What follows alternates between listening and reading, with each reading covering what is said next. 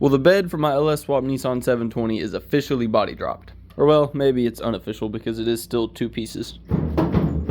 But hey, it's two different pieces. That's kind of what I was going for. The floor and the tubs are completely separate from the bed sides. In the front, this part is still attached to the bed sides. This is part of the floor. And in the back, there's the tailgate that is obviously still attached to this. And now that it's all chopped up and slammed down, which I gotta say looks really sweet. I've always wanted to do this to a truck bed, especially my truck bed for my truck. It was definitely a lot of work. Over here are the parts of the bed that I cut out.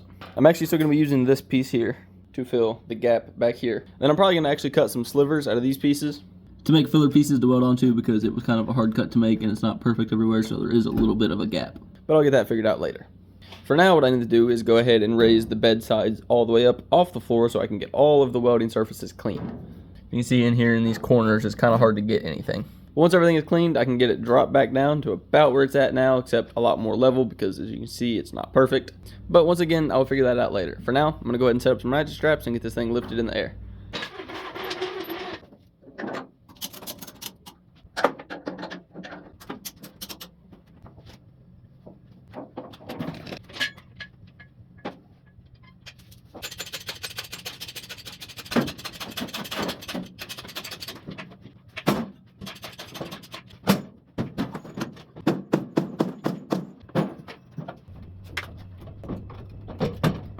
Well, that idea isn't really going to work. I'm not too surprised. There are still things in all of the corners that are hanging and obviously not letting it go any farther than it used to sit, but oh well. Guess that just means I got a little bit more of a tedious process ahead of me. Now you can see what it used to look like. I know it's pretty much the same as it was in my last video, but it's definitely not near as cool.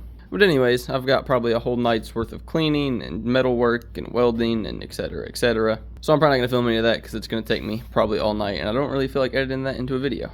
But make sure you follow me if you want to see what it looks like when I get it all tacked back up, and hopefully we can get it mocked up on the truck.